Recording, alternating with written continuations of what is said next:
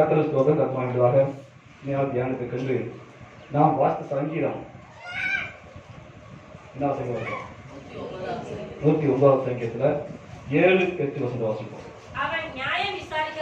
அவன் நியாயம் விசாரிக்கப்படும் போது குற்றவாளியாக கடவன், அவன் ஜெபம் பாவமாக கடவது, அவன் நாட்கள் கொஞ்சமாக கடவது, அவன் உத்தியோகத்தை வேறொருவன் பெற கடவன். அல்லேலூயா.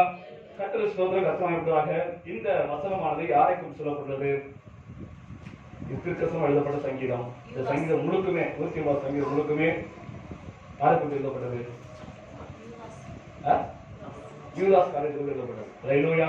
அந்த நாட்களில் தாவீது திருக்கசனமாக யூதாஸ் காரியத்தில் சொல்லக்கூடிய ஆண்டவர் இயேசு கிறிஸ்துவின் 12 சீசர்கள்ல ஒருவனாகிய யூதாஸை குறித்து எழுதப்பட்ட சங்கீதம் தான் சங்கீதம். அல்லேலூயா.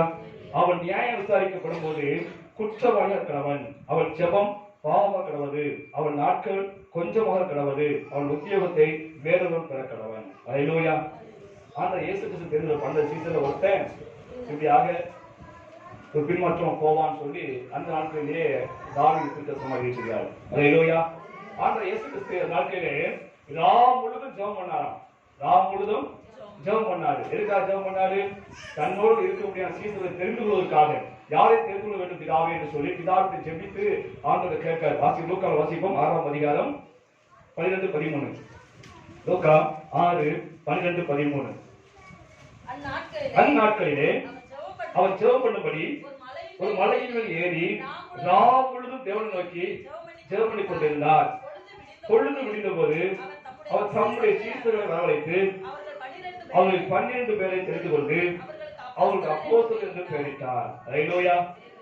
பாருங்க, ராம் முழுதும் ஜெபம் பண்ணி காலையில இருந்து அந்த சீசர் கூடியிருக்காங்க, மலை அடிவாரத்தில் கூடியிருக்காங்க. அந்த சீசர்ல 12 பேர் பேர் சொல்லி அழைத்து தெரிந்து கொள்ளார். அல்லேலூயா.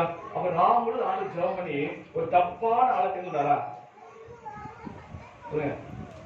சொல்ல புரியுதா அவங்களுக்கு?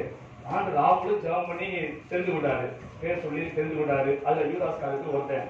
காரியோத் என்பது அவனுடைய பேர் இல்ல, அது ஊர் பேரு. கிரியோத் என்று சொல்லக்கூடியதான் ஊர். அந்த கிரியோத் என்ற ஊர்ல பிறந்தபடினாலே அந்த பேரை சேர்த்து அவனுக்கு யூதாஸ் காரியோத் சொல்லுவாங்க. கடைசியில கிரியோத் வார்த்தை காரியோத்து மாறிடுச்சு. அல்லேலூயா. ஆக இந்த யூதாஸ் நான் தெரிந்து கொண்டாரு, ஒரு தப்பான தெரிந்து கொண்டாரா? ஆண்டவர் தப்பான தெரிந்து கொள்ள மாட்டார். அல்லேலூயா. ஆண்டவர் சர்வ ஞானி. நம்முடைய ஆண்டவர் யாரு? சர்வ ஞானி. அப்படிப்பட்டவர் ஒரு தப்பான ஆளை தெரிந்து கொள்ள மாட்டார். ஆண்டவர் சரியான ஆளை தெரிந்து கொண்டாரு. ஆனா இவன் பிசாசுக்கு இடம் கொடுத்துட்டான். அல்லேலூயா.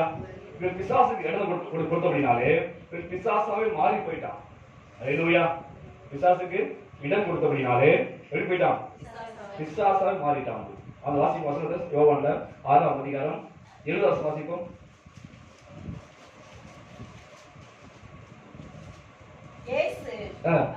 அவரை நோக்கி 12 உங்களை நான் உங்களை தெரிந்து கொள்ளவில்லையா?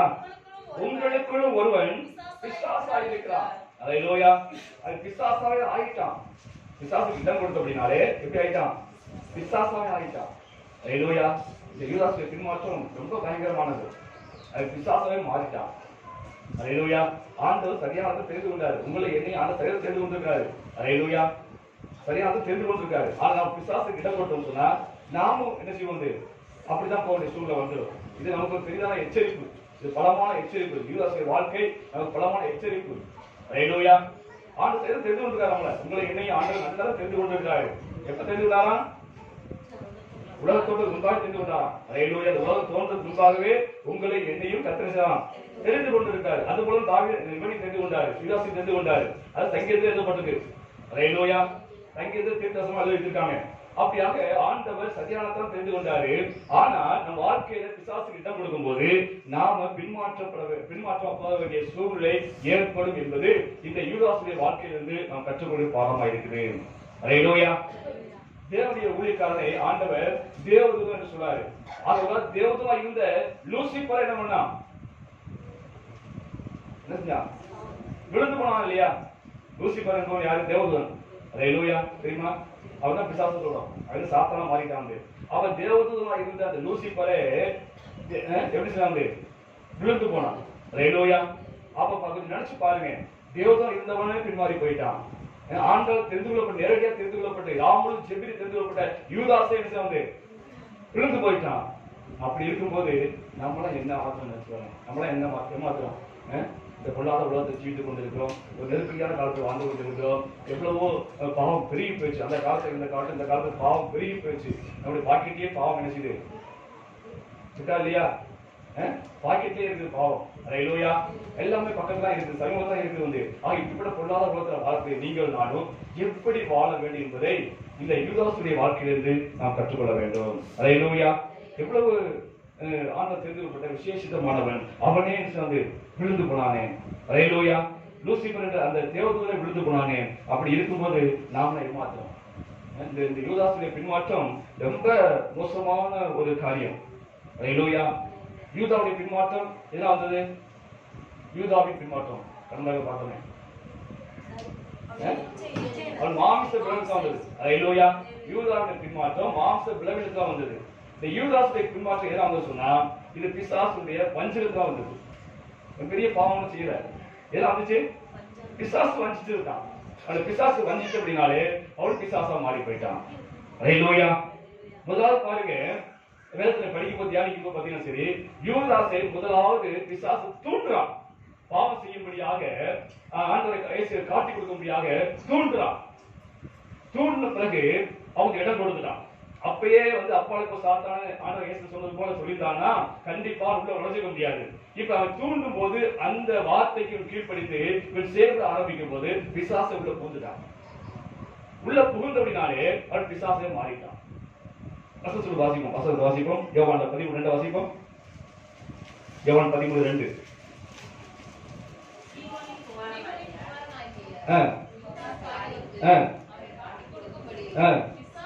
பிசாசானவன் இருதயத்தை தூண்டினான். ஹல்லேலூயா. பாவம் செய்யும்படியாக நீங்க என்ன செய்யலாம்? உள்ளத்தை சொல்லுங்க, தூண்டுறான். ஹல்லேலூயா. அது தூண்டும் போதே அப்பொழுது சாத்தானை இது தேவனுக்கு பிடிக்காத காரியம் என்று நம்ம ஒதுக்கி விட்டோம் சொன்னா கண்டிப்பாக அவனை மேல வந்து பேச முடியாது. அப்படியா உலகத்தை செய்யாத பாவம் செய்ய போறோம், தவறா செய்ய போறோம் அப்படின்னு சொல்லி அவன் தூண்டி விடவும் அந்த தூண்டுதலுக்கு உட்பட்டு நாம் செய்ய ஆரம்பிச்சு சொன்னா அவன் நம்மள புகுந்துருவான். அவன் உள்ள புகுந்தாச்சுன்னா அப்புறம் எல்லாம் அவனுடைய ஆள்கிட்டான். அவன் பிசாசாவே மாற்றிடுவான். ஹல்லேலூயா. பிசாசுக்கு என்னென்ன குணம் இருக்குதோ அத்தனையும் நமக்கு பேசி வந்து கிரீச்சி ஆரம்பிச்சு வந்து. ஹல்லேலூயா. இப்படித்தான் யூதாஸ் வாழ்விலே அவன் உள்ள நுழைஞ்சான். அதனாலதான் வேதத்துல எபேசியர்ல சொல்லப்பட்டிருக்கு, அந்த 4:27 சொல்லப்பட்டிருக்கு, பிசாசுக்கு இடம் கொடுக்காதீர்கள். ஹல்லேலூயா. பிசாசுக்கு இடம் கொடுக்காதீங்க. அவன் தூண்டத்தான் செய்வான், நம்ம உள்ளத்தை பேசத்தான் செய்வான். இன்னைக்கு அநேகர் அவன் சொல்லத்தான் கேட்கிறாங்க, அவனுடைய வார்த்தை கீழ்ப்படிறாங்க வந்து. அப்படி கீழ்ப்படியும் போது அவன் உள்ள வந்துடுவான். ஹல்லேலூயா. நம்மளை பிசாசாவே மாத்திடுவாங்க. அதனாலதான் அன்னைக்கு அப்போஸ்தலன் பவுல் சொன்னார் எபேசியர் 4:27 பிசாசுக்கு இடம் கொடுக்காதீர்கள். ஹல்லேலூயா. அது மட்டுமல்ல, இந்த யூதாஸ் சிறப்பு அம்சத்தை பார்த்தீங்கன்னா சரி, இவன் பார்த்தீங்கன்னா சரி, ஆண்டவர் என்ன சொன்னாரு, ராம் முழு ஜெபம் பண்ணி இயேசு கிறிஸ்துவால் நேரடியாக தெரிந்து கொள்ளப்பட்ட பொசிஷன். ஹல்லேலூயா. அது மட்டுமல்ல, ஆண்டவர் இயேசு கிறிஸ்துவால் ஏற்படுத்த அப்போஸ்தலர்ல இவனும் ஒருத்தன். ஹல்லேலூயா. எவ்வளவு விசேஷம் பாருங்க. ஆண்டவர் தெரிந்து கொள்ளப்பட்டவன், முதலாவது பூமியிலே ஆண்டவர் ஊழியத்துக்கு தெரிந்து கொள்ளப்பட்டவன் யாருன்னு சொன்னா யூதாஸ் ஒருவன். அது அவன் அப்போஸ்தலர்ல ஒருவன். அது மட்டுமல்ல, இவன் பிரசங்கிக்கும் தெரிந்து கொள்ளப்பட்டவன். ஆண்டு வார்த்தையை மார்க் வாசிங்க 3ஆம் அதிகாரத்துல, மார்க் 3ஆம் அதிகாரம் 14 வாசிப்போம். அப்பொழுது அவர் 12 பேரை தெரிந்து கொண்டு அவர்கள் தம்மோடு இருக்கும்படியாக இயேசுவோடு கூட இருக்கும்படியாகவும் பிரசங்கம் பண்ணும்படியாகவும் தாம் அவர்களை அனுப்பினார். வியாதிகளை குணமாக்கவும் பிசாசை துரத்தவும் அதிகாரம் கொடுத்தார். சிறப்பு பாருங்க. அவன் தேவனால் தெரிந்து கொள்ளப்பட்டவன், இரண்டாவது அப்போஸ்தலர் ஒருவன். அது மட்டும் இல்லாமல் ஆண்டு வார்த்தை பிரசங்கிக்கும்படியாக தெரிந்து கொள்ளப்பட்டவன். அது மட்டும் இல்லாமல் பார்த்தீங்கன்னா சரி, அவனுக்கு குணமாக்கும் வரம் உண்டு. ஹல்லேலூயா. என்ன வரம் இருக்கு? குணமாக்கும் வரத்தை ஆண்டு கொடுத்திருக்கிறாரு. பிசாசை துரத்தக்கூடிய அதிகாரத்தை ஆண்டு கொடுத்திருக்கிறாரு. அந்த அளவுக்கு சிறப்பு வாய்ந்தவன். ஹல்லேலூயா. அசுத்தவை துரத்தக்கூடிய அதிகாரம் கிடைச்சது. அது மட்டும் இல்லாமல் ஜீவ புஸ்தகத்துல அவன் பேர் இருக்குது. ஹல்லேலூயா. ஜீவ புஸ்தகத்துல அவன் பேரு இருக்குது. சங்கீதத்தை வாசிப்போம். 69 வாசிப்போம். சங்கீதம் 69:28.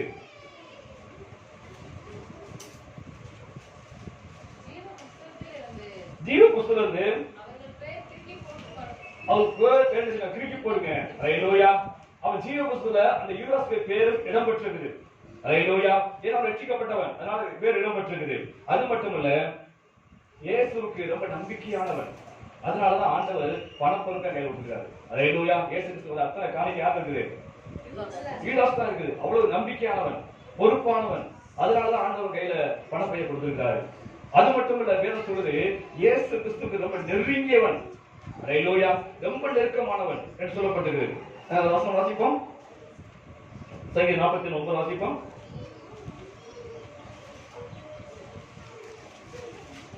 ஜனங்கள், பிரபுக்கள், ஆபிரகாமின் 49 சங்கீதம் 41:9. அதானா வாசிங்க. நான் நம்பியவனும் என் அப்பம் புசித்தவனும் சிநேகிதன் சொல்றாரு, நம்பினவன் சொல்றாரு. இப்படியே ஆண்டவர் நம்பப்பட்டவன், நெருங்கிய ஒரு சிநேகிதனாக இருந்தவன் தான் யூதாஸ் காரியத்து. அது மட்டுமல்ல, இவன் அநேக ஞாசனம் கொடுத்திருக்கான். சீசர்லாம் ஞாசனம் கொடுத்த காலத்துல அந்த சீசர் ஒருவன் அப்படின்னாலே கண்டிப்பா இப்படி வந்து ஞாசனம் கொடுத்திருக்கான் வந்து. ஹalleluya.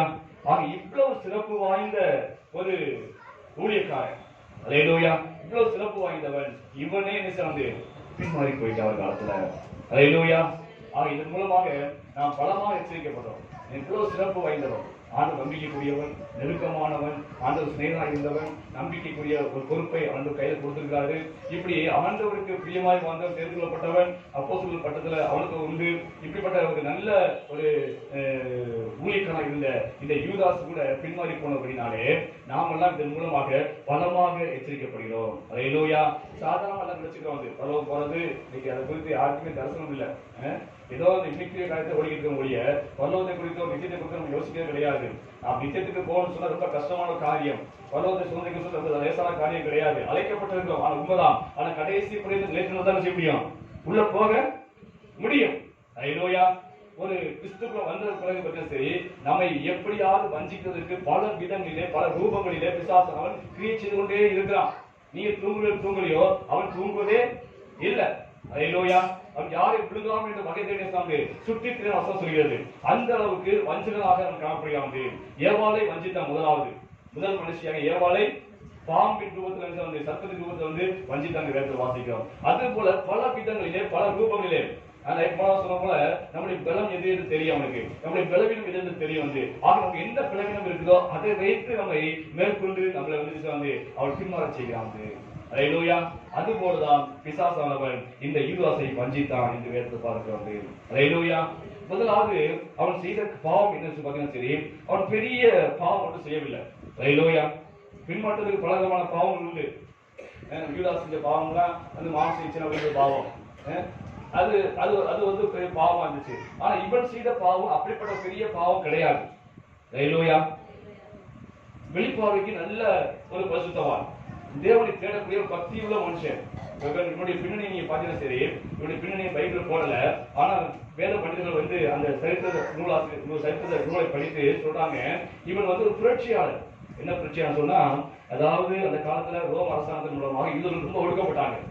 அந்த ஒடுக்கப்பட்ட காலத்துல ரோமரை எப்படியாவது வீழ்த்த வேண்டும் என்பதற்காக ஒரு குழுவாக சேர்ந்து ரோம ஆட்சிக்கு விரோதமாக அநேக பிரச்சனைகள் உண்டாகக்கூடிய புரட்சியை உண்டாகக்கூடியபடியாக இவங்க எல்லாமே ஒரு குழுவாக இருந்து செயல்பட்டவங்க தான். செயல்பட்டதுல ஒருத்தன் தான் யாரு? யூதாஸ், ஒரு புரட்சியாளர். ஹalleluya. சிலோத்தை என்ற சீமோன் போட்டிருக்கு. பழனிச்சேரி யாரு? சிலோத்தை என்ற சீமோன் என்று பெயர் போடப்பட்டிருக்கு. இந்த சிலோத்தை என்பவன் யாருன்னு சொன்னா, சிலோத்தை என்ற வார்த்தைக்கு அர்த்தம் சொன்னா பொது உடைமையில் நம்பிக்கை உள்ளவன். கம்யூனிஸ்ட் இல்லையா, அதுபோல அந்த காலத்துல பொது உடைமை மேல நம்பிக்கை உள்ளவன் தான் யாருன்னா இந்த சீமோன். அதான் சிலோத்தை என்ற சீமோன் போடுறாங்க. ஹalleluya. ஆக இப்படியாக சீசர்கள் பலவித தொழில் செஞ்சாங்க, பலவிதமான சூழ்நிலை சமுதாயத்தில் வாழ்ந்து வந்தவங்க. அப்படிப்பட்டவங்க ஆண்டு தெரிந்து கொண்டாரு. யோவான், பேதுரு, யாக்கோபு, அந்திரேயா இவங்கெல்லாம் வந்து பார்த்தீங்கன்னா மீனவர்கள். ஆனா இங்க மத்தேயு பார்த்தீங்கன்னா சரி, அவன் ஒரு அரசாங்க அதிகாரி. அதே போல யூதாஸ் பார்த்தீங்கன்னா சரி, ஒரு புரட்சியாளராக இருந்தாங்க. ஆனா புரட்சியா இருந்தாலுமே ஒரு காலத்தை போராடி பார்த்துட்டு இந்த போராட்டத்தின் மூலமா நம்ம ஒன்றும் செய்ய முடியாது, சாதிக்க முடியாது என்று நினைத்து கடைசியில் ஆண்டவர் இயேசு தேடி வந்தவன். ஹalleluya. ஆண்டவர் இயேசு கிறிஸ்து தேடி வந்தவன், பக்தியுள்ளவன் தான். தேவனை தேடினான், தேவனுடைய வார்த்தையை கேட்பதற்கு வாஞ்சித்தான். அவருடைய பிரசன்னத்தை ஓடி கேட்டான் வந்து. கடைசி பத்திரம் தேடி தன்னை சீசராக ஆண்டவர் சமூகத்தில் அர்ப்பணித்தவன். ஹalleluya.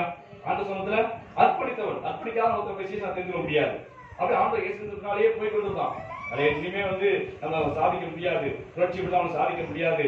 ஆண்டவர் இயேசு கிறிஸ்து கண்டிப்பாக மேசியா சொல்லப்பட்டிருக்குது, அவர் அபிஷேகம் சொல்லப்பட்டிருக்கு. கண்டிப்பாக இவர் நமக்கு ரோம ஆட்சி அகற்றி விட்டுட்டு ஒரு ராஜா ஆயிடுவாரு என்ற ஒரு நம்பிக்கை இயேசு கிறிஸ்து இருந்துச்சு. அவர் சொல்ற போதையெல்லாம் ஏற்றுக்கொண்டான், தன்னை சீசனாக அர்ப்பணித்தான், அவ்வளவு தேவபக்தி உள்ளவனாக காணப்பட்டான். ஹalleluya. ஆனாலும் அவன் செய்த காரியம் என்ன சொன்னா, குரு துரோகத்தை செய்தான். அப்படின்றது குருவுக்கு துரோகம் செய்வது. ஹalleluya. தன்னை நடத்துறவங்களுக்கு துரோகம் செய்வது. அப்படிப்பட்ட குரு துரோகத்தை இவன் செய்தபடினாலே இவன் பிசாசுக்கு இடம் கொடுத்தான். ஹalleluya. லூக்கா 6:16 வாசிப்போம். யாக்கோபின் சகோதரனாகிய யூதா துரோகியான யூதாஸ் காரியோத்து. ஹalleluya. அவனை அறிவுப்படுத்தும் போது லூக்கா சொல்றாரு, அவன் யாராம்? துரோகி. என்ன துரோகம் பண்ணா? தன் குருவுக்கு துரோகம் பண்ணான். ஹalleluya. ஆண்டவர் இயேசு கிறிஸ்து குருவை ஏற்றுக்கொண்டான். அந்த குருவுக்கு துரோகம் பண்ண துரோகி என்று அவன் பட்டம் கொடுக்கப்பட்டது. குரு துரோகத்தை செய்திருக்கான். ஹalleluya. குரு துரோகம் என்பது ஒரு பெரிய கொடூரமான பாவம். குரு துரோகம் என்பது ஒரு பெரிய சொல்லுங்க பாவம் சொல்லப்படுது. ஹalleluya. ஒரு ஒரு சாதாரண ஒரு மனுஷன் இருக்கான். அந்த மனுஷன் எப்படி இருக்கான்? பாவத்தில் இருக்கு. ஆரம்பத்தில் பார்த்தீங்கன்னா நம்மளுடைய வாழ்க்கை எடுத்துக்கொள்ளுங்க. நம்ம எப்படி இருந்தோம்னால ஏதோ ஒரு பாவத்தில் இருந்தோம், ஏதோ ஒரு பாவத்துக்கு அடிமையா இருந்தோம். அது என்ன பாவம் தெரியாது, ஏதோ பாவத்துக்கு அடிமையா இருந்தோம். அந்த பாவத்துக்கு மொத்தம் நமக்கு என்ன இருக்கும்? அநேக பிரச்சனைகள். சமுதாயத்தில் நமக்கு என்ன இருக்காது? மதிப்பு இருக்காது. ஒரு குடியார வச்சுக்கோங்க, ஒரு குடியாரா இருக்கான். அந்த குடியாரத்துக்கு அவன் அடிமைப்பட்டிருக்கான். அதை குடிக்காம இருக்க முடியாது. அப்படி குடியாரா இருக்கும்போது அவன் சமுதாயத்திலும் சரி, அவன் குடும்பத்திலும் சரி, அவனுக்கு என்ன இருக்காது? மதிப்பு மரியாதை இருக்காது. அவன் குடித்து அதுலயே மூழ்கி போன அப்படின்னாலே அவனுக்கு என்ன இருக்கும்? சைடு எஃபெக்ட் என்னது? ஏதாவது வியாதி இருக்கும். ஹalleluya. ஏதாவது வியாதி இருக்கும். இப்படியாக ஒரு மனுஷன் இருக்கான், குடிகாரனா இருக்கான், அவன் வியாதியோடு இருக்கிறான், அவன் பாவத்துக்கு அடிமைப்பட்டு இருக்கான். இப்ப அவர் ஊழியக்காரன் போயிருந்தாரு, அவனை சந்திக்கிறார். ஹalleluya. சந்திச்சு, எப்பா அப்படியே குடிக்க அடிமையா இருக்கு, ஆண்டவர் இயேசு ஏற்றுக்கொள்ளுப்பா, உனக்கு நல்ல சுகத்தை அவர் தருவாரு, உனக்கு வியாதி விடுதலை தருவாரு, உனக்கு பாரம்பரியத்துல சாபம் இருக்குது, அந்த சாபத்தை விடுதலை கொடுப்பாரு என்றெல்லாம் சொல்லி அந்த ஊழியக்காரன் அவனை ஆண்டு வார்த்தை சொல்லும் போது அவன் என்ன செய்வான்? உடனே ஏற்றுக்குவானா?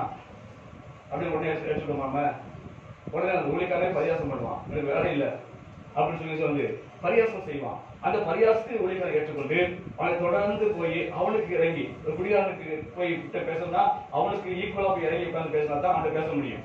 அவன் கம்பீரம் ஊழியக்காரன் பசுத்தவான் விட்டு பேசுறது கம்பீரம் அவன் கிட்ட வர மாட்டான். அவனுக்கு இறங்கி போய் அவனுடைய ஸ்டேட்டஸ் எதோ அந்த ஸ்டேட்டஸ் நம்ம இறங்கி போய் அவனுக்கு அந்த வார்த்தையை சொல்லி அவனுக்காக ஜெபம் பண்ணி, அவனுக்காக உபவாசம் போட்டு ஜெபம் பண்ணி அந்த பாவத்தை விடுதலை வாங்கி கொடுத்து, அந்த சாபத்துக்கு விடுதலை வாங்கி கொடுத்து, அந்த வியாதிக்கு விடுதலை வாங்கி கொடுத்து, அவனுக்கு சத்தியத்தை சொல்லிக் கொடுத்து, அவனை ஆண்டு ஆளுக்கு கொண்டு வந்து சத்தியம் சொல்லிக் கொடுத்து, அவன் 4 பேர் சத்தியம் சொல்றபடி அவனுக்கு வளர்க்கிறோம். ஹalleluya. இறைவனை எப்படி அன்னைக்கு ஆண்டை ஏற்றுக்கொண்டிருக்க இவ்வளவு பெரிய ஊழியர்கள் இருக்காங்க. ஹalleluya. நீங்க அன்னைக்கு ஆண்ட பெருசாக ஆண்ட பெரிய காரியம் செய்து கொண்டிருக்கிறாரு. எத்தனையோ பிரியாத இருக்காங்க. அப்படியாக அவனுக்கு தேவனுடைய வார்த்தையை சொல்லிக் கொடுத்து, அவனுக்கு சத்தியத்தை கற்றுக் கொடுத்து, அவன் 4 பேருக்கு சத்தியம் சொல்ல முடியாத ஒரு வளர்ச்சியை அவனுக்கு கொடுக்கிறோம். ஹalleluya. 4 பேருக்கு ஜெபம் பண்ற அளவுக்கு அவனுக்கு ஜெபத்தை கற்றுக் கொடுக்கிறவங்க. இப்படியாக ஊழியக்காரன் நாம் கூட நமக்கு பேசப்பட்டு அவனுக்கு ஊழியக்காரன் அவன் ஒரு சீசனாக உருவாக்க வேண்டும் என்று பேசப்பட்டு அவன் உருவாக்கிட்டான். அந்த நபர் என்ன சொன்னா, அந்த ஊழியக்காரன் விரோதமாக எழுந்தாரு, அந்த ஊழியக்காரன் கொலை சொல்றாரு, அந்த ஊழியக்காரன் விரோதமாக கலகம் பண்றாரு. இப்படியாக கலகம் பண்ணும்போது, அது பிரச்சனை உண்டாக்கும் போது, அவர் நிந்திக்கும் போது, அப்ப அந்த ஊழியக்காரன் நிலவப்படுவோம். நினைச்சு பாருங்க. சொல்லுவாங்க இல்லையா, தீர்த்த மரத்திலேயே கூர் பார்க்க சொல்லுவாங்க இல்லையா, அது போல தீர்த்த மரத்திலேயே கூர் பார்க்கும் போது ஆண்டவர் இயேசு கிறிஸ்து இவர் புரட்சியாளர் தான். அப்படிப்பட்ட ஒரு மனுஷனை ஆண்டவர் தெரிந்து கொண்டு அவன் சத்தியம் சொல்லிக் கொடுத்து அவன் அப்போஸ்தலன் ஆக்கி அவனுக்கு அதிகாரத்தையும் வல்லமை கொடுத்து விசுவாச பிரவர்த்தகனாக சுத்தமற்றவனாக அதிகாரத்தை கொடுத்து அவனுக்கு பணத்தையும் கையில கொடுத்து பொறுப்பையும் கொடுத்து அவனை கூடயே வச்சிருக்கிறாரு, அவன் கூடவே தங்கி இருக்கிறாரு, அவன் கூடயே புசிக்கிறாரு, இப்படி அவன் கூடயே முடித்து போறாரு, இப்படி அவன் கூடயே வைத்திருக்கிறாரு. கடைசியில் அவனே ஆண்டவர் இயேசுக்கு விரோதமாக அந்த குருவுக்கு விரோதமாக எழுப்பி அவரை காட்டி கொடுக்கான்னு சொல்லும் போது அவர் உள்ளம் எவ்வளவு வேதனைப்பட்டு நினைச்சு பாருங்க. ஹalleluya. இன்னைக்கு அதே மாதிரி ஊழியக்காரர்கள் வேதனைப்படுறாங்க. அதை நீ விசுவாசம் புரிந்து கொள்ள கிடையாது, ஊழியக்காரர்கள் புரிந்து கொள்ள கிடையாது. தன்னை வளர்த்த ஊழியக்காரர் விரோதமாகவே அவங்க எழும்பி அந்த காரியத்தை செய்யும் போது அந்த ஊழியக்காரர் நிலைமை எப்படி நினைச்சு பாருங்க. அல்லேலூயா. இதுதான் என்னதுன்னா குரு துரோகம் சொல்றது. அல்லேலூயா. குரு துரோகம் என்று சொல்றாங்க. அதாவது தமிழ்நாட்டில் ஒரு பழமொழி இருக்குது. என்ன பழமொழினா, குருவை பழித்தவனும் கூலியை குறைத்தவனும் தெரியுமா பழமொழி? கேள்விப்பட்டது இல்லையா? குருவை பழித்தவனும் கூலியை குறைத்தவனும் விளங்க மாட்டான்னு சொல்றது பழமொழி. உலகத்தான் சொல்றாங்க. என்னது? குருவை பழிச்சவனும் சரி, கூலிய ஒரு கூலி பேசி வேலைக்கு கூட்டு போறேன், கூலி வேலை முடிஞ்சவனே இல்லப்பா கொஞ்ச நேரம் வேலை வச்சிருக்க, இதுக்கு அவ்வளவு சம்பளம் இருக்கு அப்படின்னு சொல்லி கூலியை குறைக்காம வச்சுங்க, அப்படி குறைச்சு கொடுக்கணும் என்ன பண்ணலாம்? விளங்கவே மாட்டான்னு சொல்றது. அல்லேலூயா. உலகத்தான் சொல்ற பழமொழி. ஆனால் இன்னைக்கு ஊழியக்காரர்களும் சரி, இன்னைக்கு விசுவாசங்களும் சரி, இதை குறித்து நான் உணர்வதே கிடையாது. அதுதான் செஞ்சான். அல்லேலூயா. இந்த பிசாசால் வஞ்சிக்கப்பட்ட இந்த யூதாஸ் காரியத்தை அதான் செஞ்சான். ஆனா இயேசு கிறிஸ்துவுக்கு துரோகியாக மாறி போயிட்டான். அல்லேலூயா. அது மட்டும் மாய்மாலம் பண்ணான். ஆனா இயேசுக்கு காட்டி கொடுத்தது மட்டும் இல்ல, மாய்மாலம். என்ன மாய்மாலம்? முத்தத்தினாலே காட்டி கொடுத்தான். அல்லேலூயா. அந்த போல வந்து இயேசு வந்து நான் யாரை முத்தம் கொடுக்கணும் அவதான் இயேசு பிடிச்சிக்கோ அப்படின்னு சொல்லி இயேசு கிட்ட வந்து சேர்ந்து பிடிச்சு முத்தம் கொடுத்தான். அல்லேலூயா. ஆண்டவர் கேட்ட முத்தத்தினாலயா காட்டி கொடுத்தேன்னு கேட்டார். அப்புறம் உள்ள எவ்வளவு உடஞ்சிருக்குன்னு நினைச்சு பாருங்க. ஆண்டவர் இயேசு கிறிஸ்து போன சொல்ல போல சரீரமும் பாடுதான். அல்லேலூயா. உள்ளத்திலே இருந்து காயம் தான். அல்லேலூயா. கூட இருந்தவன் அப்படி புள்ளி கொண்டவர் நம்ம பார்க்கிறோம். அல்லேலூயா. ஆண்டவர் என்ன எச்சரித்தாரு? என்ன எச்சரித்தாரு? கூடுமான தெருவில் கூட வச்சுவாரு, வஞ்சிக்கப்படுவான்னு எச்சரித்தாரு. ஆனா அதெல்லாம் உதாசீனப்படுத்தினான். இந்த வார்த்தையெல்லாம் கேட்கவே இல்லை. ஆண்டவர் சொல்றாரு, வசனம் வாசிப்போம். 10:26 24 வாசிப்போம்.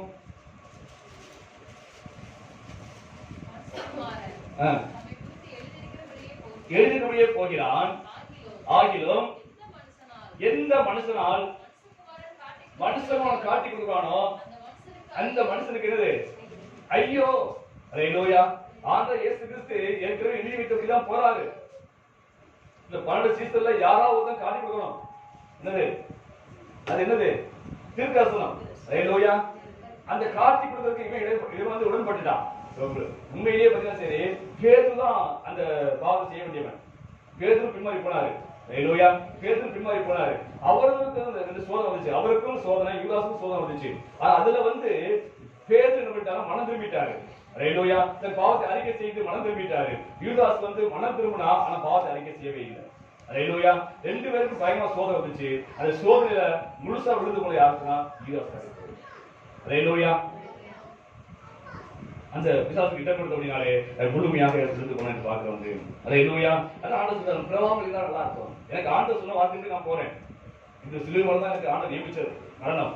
அதை நான் ஏற்றுக்கொண்டு சந்தோஷமா போறேன். ஆனா இதுக்கு யாரு உடன்பட்டானோ, இதுக்கு யார் காரணமா இருந்தாலும் அது பிரமாமல் இருந்தா அல்லாந்திருக்கும், பிரகாமி கோயில் இருந்தா அல்லாந்திருக்கும் சொல்லி ஆண்டவர் சொல்றது பார்க்க அவனை சபிக்கிறார். ஆண்டவர் அவனுக்கு ஐயோ என்று சபிக்கிறார்.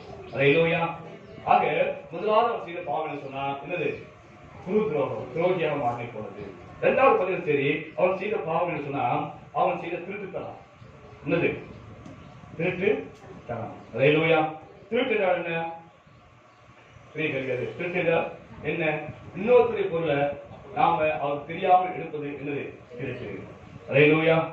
அதே போல இந்த யூதாஸ் மேல கர்த்தர் அதிகமான நம்பிக்கை வச்சிருந்தார். அந்த இயேசு கிறிஸ்து அதிகப்படியான நம்பிக்கை வைத்திருந்தாரு. பொறுப்பு என்று கருதி இவன் கையில ஆண்டவர் பொறுப்பு கொடுத்தாரு. நம்பிக்கை உரியவன் சொல்லி ஆண்டவர் பொறுப்பு கொடுத்தாரு.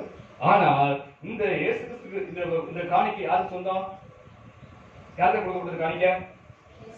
இயேசு தான் கொடுக்கப்படுது. கொடுக்கப்படுச்சு. இயேசு தலைவரா இருக்காரு, அவரும் குருவா இருக்காரு, அவரும் பிரசவிக்கிறாரு, அவரும் வியாதி சுத்தம் பண்ணிட்டு இருக்காரு. ஒரு தனியா போயிட்டு அவங்க சுகமாக்கலாம் செய்யறாங்க. ஆனா இங்க யாரும் இயேசு கிறிஸ்து குழுவாக இருந்திருக்காரு, செயல்பட்டு கொண்டிருக்காரு. அது தலைவரா இருக்காரு. அவருக்கு காணிக்கை வருது. அந்த காணிக்கையை பொறுப்பாக நம்பிக்கை சொல்லி இந்த யூதாஸை கொடுத்துட்டார் ஆண்டவர். ஆனா இப்ப என்ன பண்ண சொன்னா அந்த ஆண்டவர் இயேசு கிறிஸ்து சொந்தமான அந்த காணிக்கையை அவருக்கு தெரியாமலேயே எடுத்து வந்து இந்த தளத்துக்கு வைத்துக் கொள்கிறான். அதான் என்னது? திருட்டு. அல்லேலூயா. பிசாசுக்கு இன்னொரு பேர் உண்டு. என்ன பேரு? திருடன். அல்லேலூயா. திருடவும் கொல்லவும் தான் வந்து அழிக்கவும் தான் வந்து வரான வசனம் சொல்லுது. அப்ப பிசாசுக்குரிய குணம் என்ன செய்யுது? வந்துச்சு. அல்லேலூயா. ஆக இரண்டாவது அவன் செய்த பாவம் என்று சொன்னா அவன் திருடனாக இருந்தான். அல்லேலூயா. ஆனா இன்னைக்கு உலகத்துல இருக்க கிறிஸ்தவங்கள 100க்கு 95 பேரு திருடத்தான் இருக்கான். ஹalleluya. ரொம்ப கஷ்டமா தான் இருக்கும். ஆனால் 100க்கு 95 பேர் எப்படி இருக்குன்னு சொன்னா வீடா தான் இருக்கும். ஹalleluya. வாசிப்போம் மல்கியாவுல 3:8 வாசிப்போம். மல்கியா 3:8.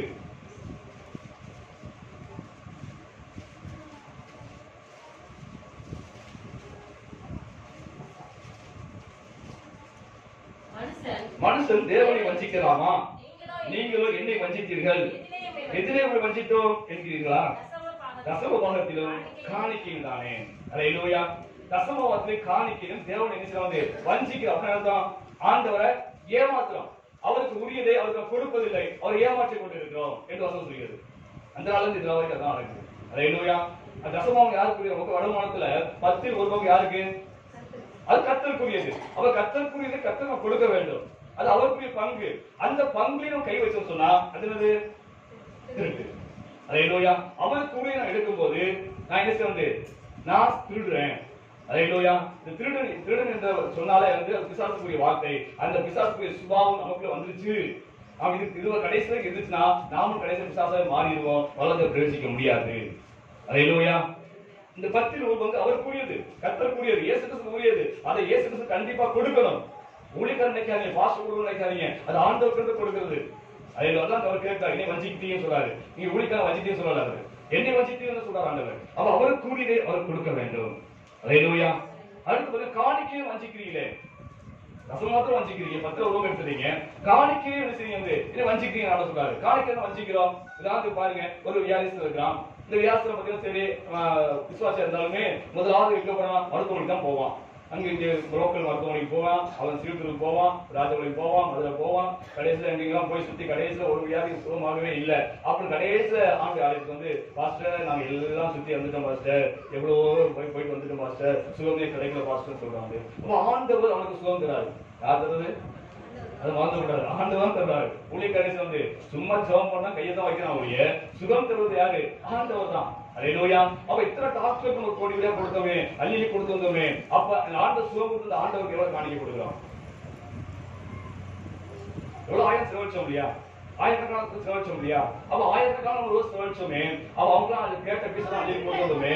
ஆனால் ஆண்டவருக்கு நம்ம சுகம் கொடுத்திருக்காரு. அந்த ஆண்டவருக்கு நாம் எவ்வளவு காணிக்கை கொடுத்திருக்கோம் என்பதை நான் சொல்லிட்டு அதாவது சொல்றாரு. நீ தசமாவத்திலையும் வஞ்சிக்கிறீங்க, காணிக்கையிலும் வஞ்சிக்கிறீங்க, உலகத்தான் கல்வி கொடுக்குறீங்க. ஆனா ஆண்டவர் கொடுக்கும்போது என்ன முள்ளி கொடுக்குறீங்க. ஹalleluya. அதனை வஞ்சிக்கிறீர்கள் சொல்றாரு. ஹalleluya. ஆக இது என்ன சொன்னா இது என்னது? திருட்டு. ஹalleluya. பிசாசு யூதாசை வஞ்சித்தான். யூதாஸ் பிசாசு என்ன வந்து பிசாசு வந்து யூதாசை வஞ்சிச்சது. அதே போல அன்னைக்கு தேவ பிள்ளைகளையும் பிசாசு வஞ்சித்துக் கொண்டிருக்கிறான். ஹalleluya. வாசி யோவான் வாசி 12 வாசிப்போம். 12:6.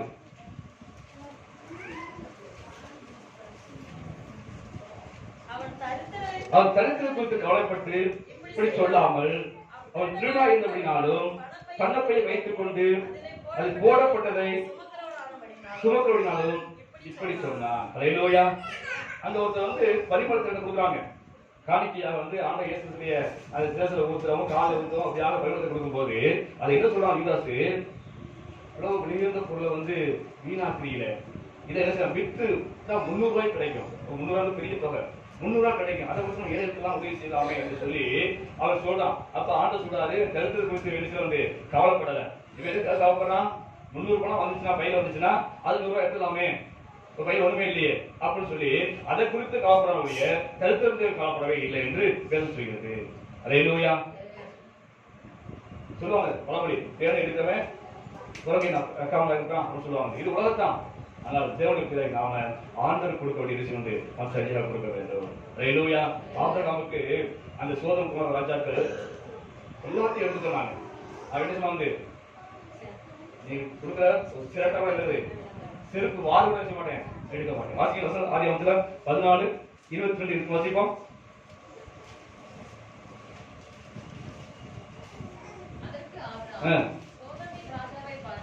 சோதோமின் ராஜாவை பார்த்து ஆபிரகாமை ஐஸ்வாக்கினான் என்று நீ சொல்லாதபடிக்கு நான் சிரட்டையாகிலும் பாதரட்சின் வாரையாகிலும் உமக்கு உண்டானவர்களில் யாதொன்றையாலும் எடுத்துக்கொள்ள என்று வானத்தையும் பூமியும் உண்டாக்கின உன்னதமான தேவனுடைய கர்த்தருக்கே நேராக கையை உயர்த்துகிறேன். ஹalleluya.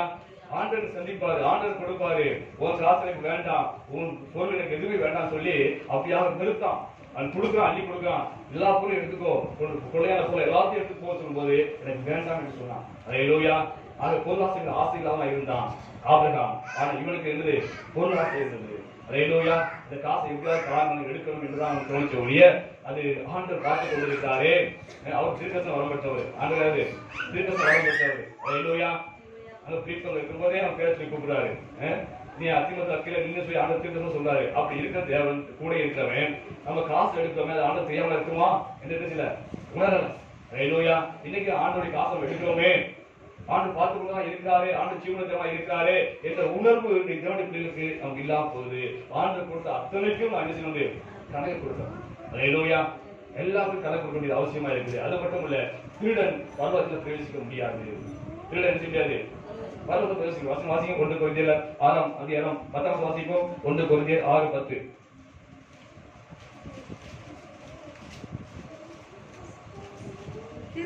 திருடரும் பொருளாசைக்காரரும் வெறியரும் கொள்ளைக்காரரும் தேவனுடைய ராஜ்யத்தை சுதந்திரிக்க முடியாது.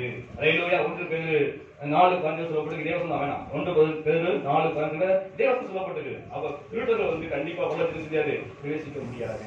அல்லேலூயா. ஆண்டைய காசுல ஆண்டு தசமத்துல நம்ம திருடணும் சொன்னா கண்டிப்பா நாம செய்ய முடியாது, பரலோகத்துல பிரவேசிக்க முடியாது. ஆண்டு உண்மையா இருக்க வேண்டும். அல்லேலூயா.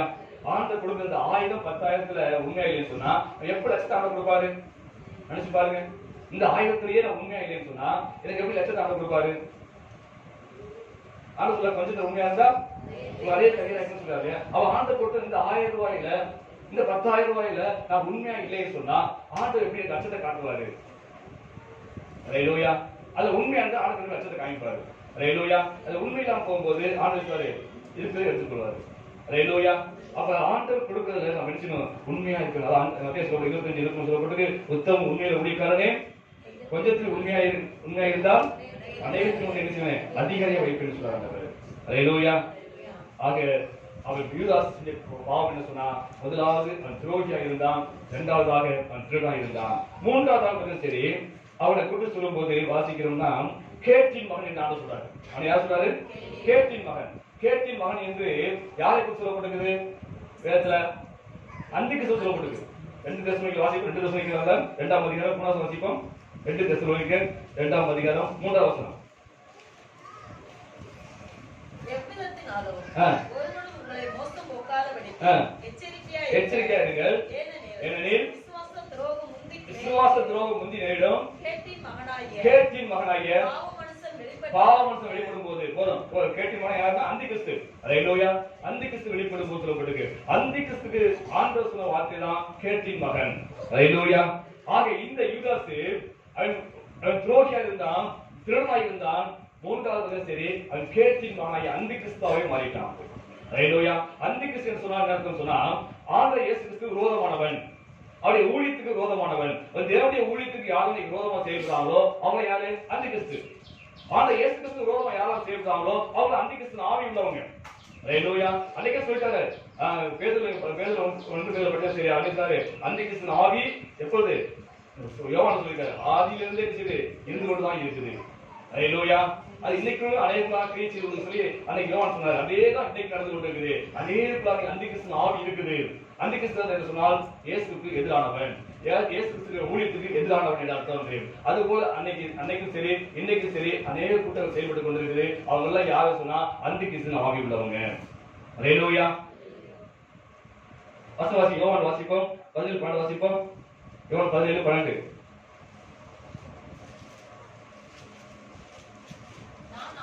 நான் அவர்களுக்கு உலகத்தில் இருக்கையில் அவர்களை உம்முடைய நாமத்தினாலே காத்துக் கொண்டேன். நீர் எனக்கு தந்தவர்களை காத்துக் கொண்டு வந்தேன். வேத வாக்கிய நிறைவேற்றதாக கேட்டின் மகன் கெட்டுப்போன இல்லாமல் அவர்கள் ஒருவனும் கெட்டு போகவில்லை. கெட்டுப்போன யாரு? யூதாஸ் கரியேத்து. அல்லேலூயா. அப்ப அவன் தான் கேட்டின் மகன் சொல்லப்பட்டது. ஆனா இயேசு சொல்றாரு கேட்டின் மகன் சொல்லி. கேட்டின் மகன் யாருன்னா அந்திகிறிஸ்து. அந்திகிறிஸ்து யாருன்னு சொன்னா இயேசு கிறிஸ்து விரோதமானவன். அல்லேலூயா. சபையை பாழாக்குறவன், சபையை பாழாக்க சிறுடிக்கிறவன் என்று அர்த்தம் உண்டு. அல்லேலூயா. அப்ப இயேசு கிறிஸ்துக்கு விரோதி யாரு? இயேசு சிநேகமாக யாரு சொன்னா? ஆண்டவர் சொல்ற வாசிப்போம். மத்தேயுல 12:30 வாசிப்போம். 12:30. என்னோடு இராதவன் எனக்கு விரோதியாக இருக்கிறான், என்னோடு சேர்க்காதவன் சிதறடிக்கிறான். அல்லேலூயா. என்னோடு இராதவன் அப்படின்னா என்ன அர்த்தம் சொன்னா, ஆண்டவர் இயேசு கிறிஸ்து கெத்செமனே ஜெபம் பண்ணியிருக்காரு, பாரத்தோடு ஜெபம் பண்றாரு, ரத்த வெள்ளம் சிந்தி ஜெபம் பண்ணியிருக்காரு, அழுது கதறி ஜெபம் பண்ணியிருக்காரு. எதுக்காக? சிலுவை வரப்போகுது, அதுக்காக மன வியாதிப்பட்டு அப்படியே ஜெபம் பண்ணியிருக்காரு. அங்க 11 சீசன் இருக்காங்க, ஒரு சீசன் இல்ல. ஒரு சீசன் யாரு? யூதாஸ் இல்ல. அல்லேலூயா. அதான் சொல்றாரு, என்னோடு இருக்கிறவன் என்னோடு இராதவன் எனக்கு விரோதி. அல்லேலூயா. இயேசு கிறிஸ்துவோட 11 பேர் இருக்காங்க.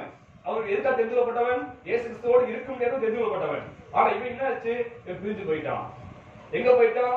இயேசு காட்டிக்கு வந்து பேரப்பேச போயிட்டான். அல்லேலூயா. அப்ப என்னோடு இராதவன் எனக்கு விரோதியா இருக்கிறான், என்னோடு சேர்க்காதவன் என்னது? சிதறடிக்கிறான். அப்ப தேவனுடைய பிள்ளைகளை, தேவனுடைய ஊழியக்கான வேலை என்ன சொன்னா, ஆண்டவருக்குள்ள சேர்க்கணும். விசுவாசிகளை சபைக்குள்ள என்ன செய்யணும்? ஆத்மாவை சேர்க்கணும். அவன் தான் ஆண்டவருடைய ஊழியக்காரன். இவன் அதுதான் தெரிந்து கொள்ளப்பட்டவன். அவன் என்ன பண்றான்? சிதறடிக்கிறான். அல்லேலூயா. நம்ம ஆண்டவர் சபைக்குள்ள ஆத்மாவை என்ன செய்யணும்? சேர்க்கணும். இருக்கிறத அடிச்சு விரட்டக்கூடாது. அப்படி விரட்டினா என்னன்னா, அந்த அந்திகிறிஸ்து ஆவி கொண்டு அர்த்தம் வந்து விரட்டக்கூடாது. என்ன செய்யணும்? கூட்டி சேர்க்க வேண்டும். அல்லேலூயா. அவரோட கூட இருக்கிறவன் தான் அவருக்கு சிநேகிதன், அவரை விட்டு பிரிந்து போனவன் அவருக்கு எதிராக இருக்கான் என்பதை ஆண்டவர் சொல்றாரு. அல்லேலூயா. அப்படி கெத்செமனே ஆண்டவர் யாக்கோபோடு ஜெபிக்கும் போது அங்க யூதாஸ் இல்ல. எங்க போயிட்டான்னு சொன்னா, ஆண்டவரை காட்டி கொடுக்கறதுக்கு பேரம்பேச போயிட்டான் வந்து. அல்லேலூயா. மத்தேயுல வாசிப்போம் 26:30 வாசிப்போம்.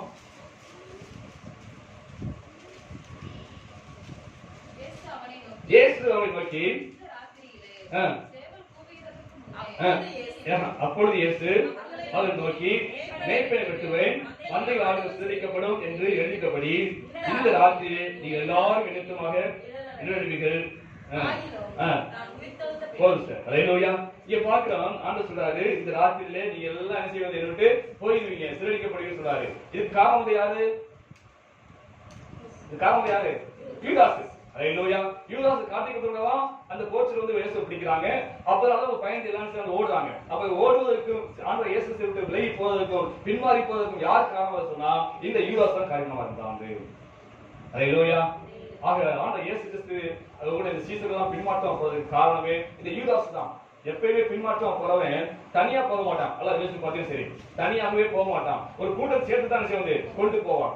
அங்கே பார்த்தீங்கன்னா லூசிபர் என்ற அந்த தேவதூதன் விழுந்து போனா, விழுந்து போனவன் வந்து அங்கோட தேவதூதன் 3 உருவங்க என்ன அப்படி கூட்டிட்டு வந்தான். வெளிப்படைசில வாசிப்பு, வெளிப்படைசில போடப்பட்டிருக்கு 12 வாசிக்கலாம். வெளிப்படை 12:4 போடப்பட்டிருக்கு. 3 உருவங்க தூதரை கீழே பூமி கொண்டு வந்துட்டான். அல்லேலூயா. அதே போல யூதாஸ் பின்மாறி போனா, அது மட்டும் போகல, எல்லாத்தையும் பின்மாறி போகும்படியாக செஞ்சுட்டு போயிட்டான். அல்லேலூயா. பேதுரு பின்மாறி போனாரு, தனியா போனாரு.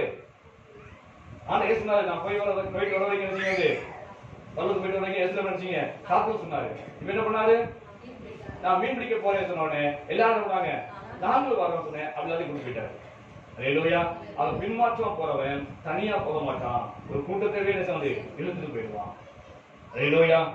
அதுபோலதான் அன்னைக்கு ஆண்டவர் இயேசு கிறிஸ்து சீசன் 11 பேர் சிதறடிக்கப்படுவதற்கு இந்த யூதாஸ் காரணமாக இருந்தான். அல்லேலூயா. ஆண்டவருக்கு விரோதமா செயல்பட்டான், ஆண்டவர் ஊழியத்துக்கு விரோதமாகவும் செயல்பட்டான். 3 வருஷம் கஷ்டப்பட்டு ஆண்டவர் சேர்த்துட்டு இருக்காரு. சீசரை ஆண்டவர் பயிற்சிட்டு இருக்காரு. 3 வருஷம் கஷ்டப்பட்டு ராவ் பகலாக அவங்களுக்கு பிரசங்கம் பண்ணி, போதகம் பண்ணி, அநேக அர்த்தம் அடையாளமா விசுவாசத்தை வர்த்திக்க செய்து அவளை இன்னும் ஒரு சீசராக உருவாக்கி வச்சிருக்காரு. அதை அப்படியே மண்ணில் போட்ட போல வந்து ஒரு நிமிஷத்தை கவுத்துட்டான். அல்லேலூயா. அதான் ஆண்டவர் சொன்னாரு, அதை கேட்டி மகன் என்று சொல்லி. அல்லேலூயா. அது 4வது சரி, முதலாவது துரோகியா இருந்தான், 2வது திருடனா இருந்தான், 3வது கேட்டி மகன் அந்திகிறிஸ்துவ செயல்பட்டான், 4வது சரி அவன் விசுவாசத்துல இருந்து போயிட்டான். விசுவாசம் இல்லாம போயிட்டான் கடைசி நாட்கள்ல. அல்லேலூயா. நாம ரட்சிக்கப்பட்டோம், ஆண்டவர் கிருபையினாலே விசுவாசத்தை கொண்டு ரட்சிக்கப்பட்டிருக்கோம். இதெல்லாம் வசனம் சொல்லுது. எபேசியர் வாசிப்போம், சந்தேகம் வந்தா 2-3 வாசிப்போம். சரி, 2:8. எபேசியர் 2:8. கிருபையினாலே விசுவாசத்தை கொண்டு ரட்சிக்கப்பட்டீர்கள், இது உங்களால் உண்டானது அல்ல, இது தேவனுடைய ஈவு. இப்ப நம்ம ரட்சிக்கப்பட்டது சொன்னா அது தேவனுடைய ஈவு. எப்படி ரட்சித்தாரு? கிருபையினாலே விசுவாசத்தை கொண்டு ரட்சித்தாரு. யூதா 3 சொல்லப்பட்டிருக்குது. இந்த விசுவாசம் எப்படி வந்தது சொன்னா, இது கர்த்தரால் கொடுக்கப்பட்ட விசுவாசம். அல்லேலூயா. கர்த்தரால் கொடுக்கப்பட்ட விசுவாசம். நீங்க போய் ஊழியத்தை போய் மத்தவங்க போய் சொல்றீங்க, ஆண்டு வாதி சொல்லி ஆண்டை ஏற்றுக்கொள்ளுவோம், சரியா போயிடும், பிரச்சனை மாறிடும் அப்படின்னு சொல்லும்போது எத்தனை விசுவாசிக்கிறாங்க? ஆமா, ஒரு வேலையில வச்சு போயிட்டே இருப்பாங்க. ஆனா ஒரு சில விசுவாசத்து சபை வந்து நினைச்சு நிக்கிறாங்க. காரணம் என்ன சொன்னா, இந்த விசுவாசத்தை ஆண்டவர் கொடுத்துக்கிறாரு. யூதா வாசிங்க, யூதாவுல 3. பிரியமானவர்களே, ரட்சிப்பை குறித்து உங்களுக்கு எழுதும்படி நான் மிகவும் கருத்துள்ளவனாய் இருக்கேன். பரிசுத்தவான்களுக்கு ஒரு விஷயம் ஒப்பு கொடுக்கப்பட்ட விசுவாசத்தை நீங்க தைரியம் செய்யணும், போராட வேண்டும். அல்லேலூயா. பரிசுத்தவான்களுக்கு ஒரு விஷயம் ஒப்பு கொடுக்கப்பட்ட விசுவாசம், ஆண்டவரால் கொடுக்கப்பட்ட ஒப்பு விசுவாசம். இந்த விசுவாசம் எப்படி சொன்னா, இந்த விசுவாசத்தை காத்துக்கொள்ள போராடணும். இந்த விசுவாசம் நாளுக்கு நாள் என்ன செய்யணும், வளரணும். அதை விட்டுட்டு தேர்ச்சி போக கூடாது. அல்லேலூயா. தேவனுடைய எதிர்பார்க்கக்கூடிய காரியம். எப்படி பாண்டு உள்ள சொல்லப்பட்டிருக்குது, விசுவாசத்தை துவக்கிறவரும் முடிக்கிறவரும் ஆகிய அப்படின்னு சொல்லப்பட்டிருக்கு. அப்ப விசுவாசத்தை கொடுப்பதும் விசுவாசம் வாழ்வில் துவக்கி வைப்பதும் யாரு சொன்னா, இயேசு கிறிஸ்து. அல்லேலூயா. ஆண்டவர் நம்முடைய விசுவாசம் நாளுக்கு நாள் வளர வேண்டும் என்றுதான் தேவன் விரும்புகிறாரு. அல்லேலூயா. ஆனா அந்த விசுவாசம் வர்த்திக்க பண்ண வேண்டும் முடிய அது குறைந்து போக முடியாது. அதான் அப்போஸ்தலர் அதெல்லாம் ஜெபம் பண்ணாங்க, ஆண்டவரே என் விசுவாசத்தை வர்த்திக்க செய்ய சொல்லி ஜெபம் பண்ணாங்க. அல்லேலூயா. அதுபோல தேவ சமூகத்துல ஆண்டவர்கிட்ட போய் ஜெபம் பண்ண, ஆண்டவரே விசுவாசத்தை வர்த்திக்க செய்யுங்க, நாளுக்கு நாள் விசுவாசம் பெருகிற முடிய ஒருபோது அவிசுவாசம் மாதிரி வந்துடக்கூடாதுன்னு சொல்லி ஜெபம் பண்ணணும். அதுபோல அந்த சீசனுக்கு ஜெபம் பண்ணாங்க. ஆனா இவனுக்கு பதில் சரி, அந்த விசுவாசம் நாளுக்கு நாள் செய்யுச்சுன்னா குறைஞ்சு போயிடுச்சு. அல்லேலூயா. நீ அப்படிதான் இருக்கு. ஆரம்பத்துல வரும்போது விசுவாசத்தோட சபைக்கு வர்றோம், நல்ல உற்சாகமா இருக்கிறோம், ஆண்டை ஆராதிக்கிறோம், வெளியார் கூட்டத்துல நல்லா கலந்து கொண்டோம். அது நாளாக என்ன செய்யுது, எல்லாம் குறைஞ்சு போகுது. ஆண்டு அன்பு குறைஞ்சு போகுது, விசுவாசம் குறைஞ்சு போகுது. அப்படியா கொஞ்சமா விசுவாசம் என்ன செய்யுது, நான் குறைந்து போயிடலாம் காணப்படுவாங்க. அப்படி அல்ல, நம்முடைய விசுவாசம் நாளுக்கு நாள் என்ன செய்யணும், வளரணும். அல்லேலூயா. யூதாஸ் காலத்து என்ன சொன்னா, அவருடைய விசுவாசம் நாளுக்கு நாள் அப்படியே குறைஞ்சு போச்சு. அல்லேலூயா. இப்ப ஆண்டவர் தெரிந்த சீசன் 12 பேர் நான் சொன்னபடி பலரும் பலவிதமான சூழ்நிலை வந்தவங்க தான். ஆனா 12 பேரும் எப்படி வந்தாங்க, ஃபர்ஸ்ட் வந்தாங்க சொன்னா, ஆண்டவர் இயேசு கிறிஸ்து எப்படியாவது ரோம ஆட்சியை கவிழ்த்துட்டு இவர் ராஜாவாயிருவாரு, நாம எல்லாம் என்ன செய்வோம், அவர் பக்கத்துல மந்தியார் உட்கார்ந்து ஆட்சி செய்யலாம்னு சொல்லி தான் நினைச்சு வந்தாங்க. 12 நினைப்பதான். அதனால யோவான் அம்மாவை கேட்கிற இயேசு போய், நீங்க ராஜ்யத்துக்கு வரும்போது என் மகன் வலது பக்கமும் இன்னொரு மகன் இடது பக்கம் உட்காரும்படியாக அருள் செய்ய வேண்டும் அப்படின்னு கேட்கிறாங்க. அப்ப அவங்க நினைப்பு என்ன, இயேசு கிறிஸ்து ராஜாவாயிருவாரு. அல்லேலூயா. ஆனா இயேசு உயிர்த்து வந்த பிறகு கூட அப்போஸ்தலர்களை பார்க்கும்போது ஒரு ராஜ்யம் எப்போ வர மாட்டேன்னு கேட்டாங்க.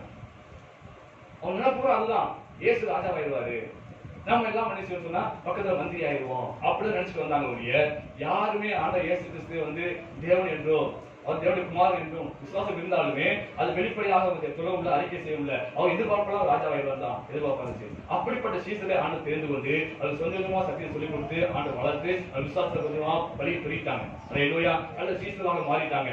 ஆனா இவன் பார்த்தீங்கன்னா சரி, 12வது சீசன் ஆகிய யூதாஸ் பார்த்தீங்கன்னா சரி, ஆண்டவர் இயேசு கிறிஸ்து எப்பயுமே இருப்பது கிடையாது.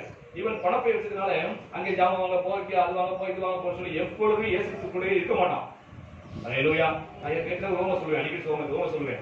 அதாவது சபை என்பது என்ன சொன்னா, அடகாக்கிற கோழி போல, அடகாக்கிற கோழி போல. நீங்க எல்லாம் முட்டை, கோழி வந்துட்டு ஆவியனர் தான் கோழி. அப்ப அந்த சபையில ஆவியனர் அசைவாடி கொண்டிருக்காரு. அந்த அசைவாடுக்குள்ளாக எந்த முட்டையெல்லாம் இருக்குதோ அது விஷயம் அந்த 24 கழிச்சு விஷயம் 24 கழிச்சு குஞ்சு பொரிக்கும்.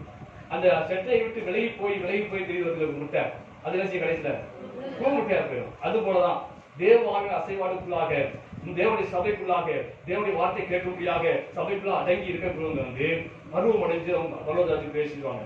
ஆனா இப்படி என்னைக்காவது நாளைக்கு வருது, ஆடிக்கிறோம் அமாவாசைக்கு சொல்லுவாங்க, அது போல என்னைக்காவது நாளைக்கு வருது, தேவையினா வருது, தேவையினா ஜெபம் பண்றது, இப்படியாக வரக்கூடியவங்க கடைசி நாளைக்கு போவாங்க சொல்லுங்க, கூமுட்டை ஆகி பரலோகத்துக்கு போக முடியாது. அல்லேலூயா. அது போல யூதாஸ் பாத்தீங்கன்னா சரி, 12 சீசன்ல இருந்தாலுமே ஒருத்தர் மட்டும் விலகி போயிட்டே இருப்பாங்க, அது உள்ள இருக்க மாட்டான்.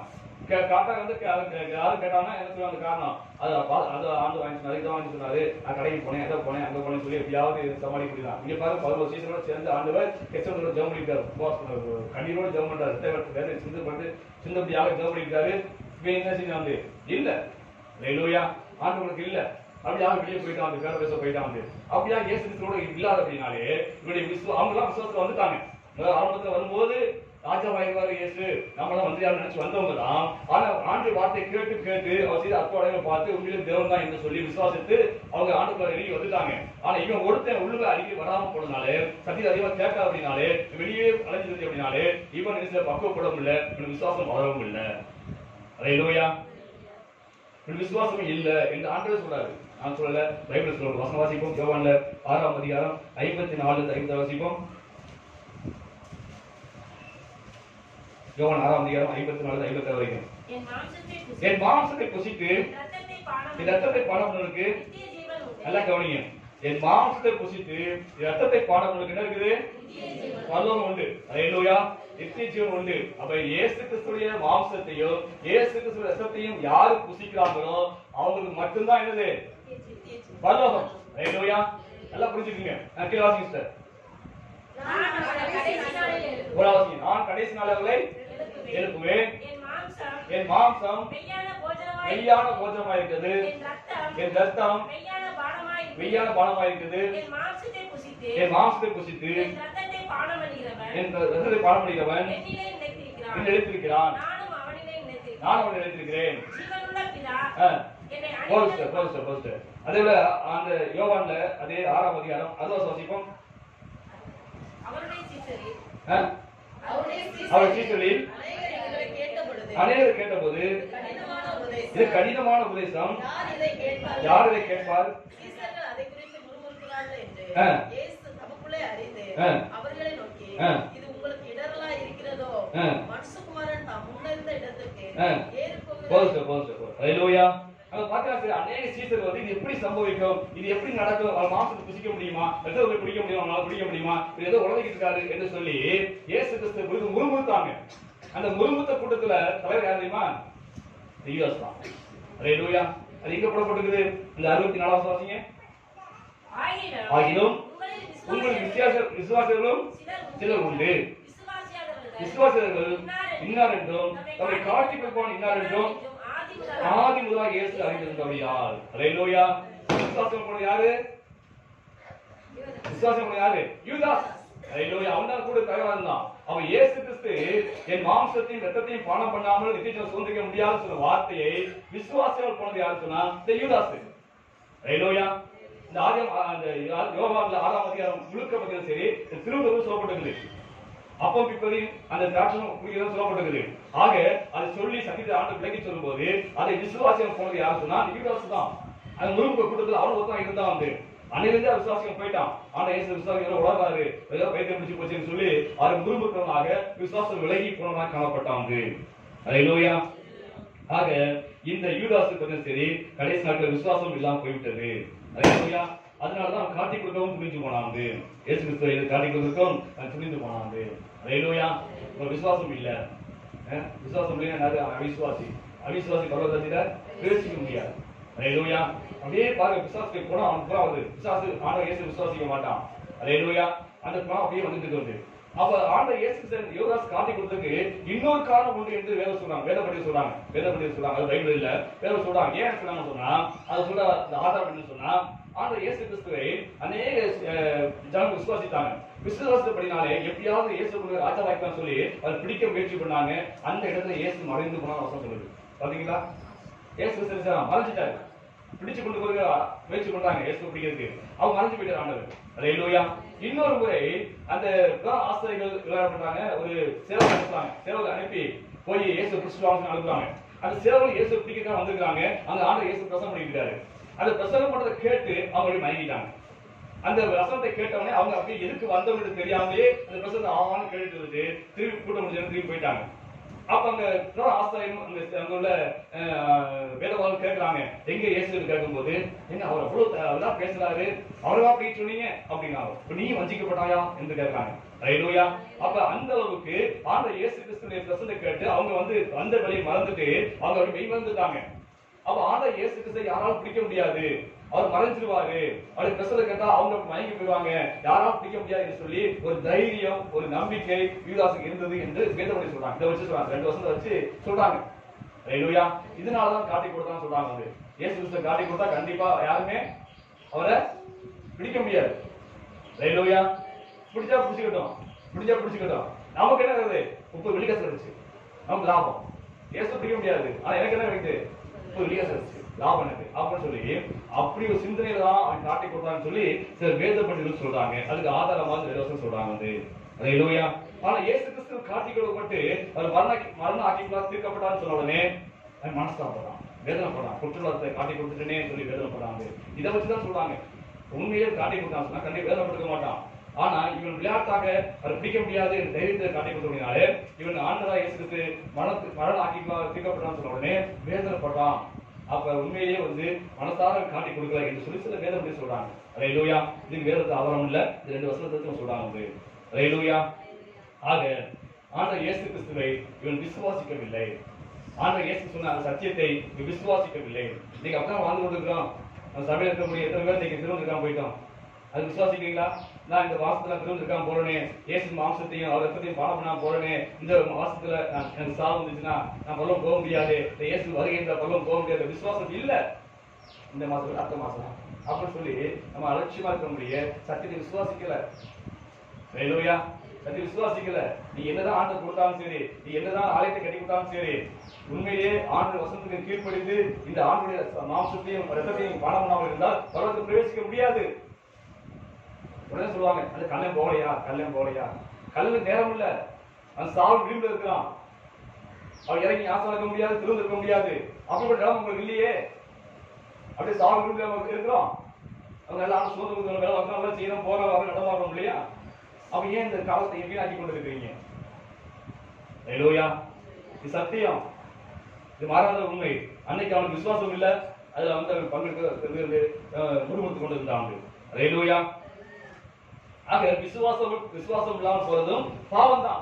அது வசனம் சொல்லுது. வாசிப்போம். யோவான்ல 16 வாசிப்போம். 16:8-9.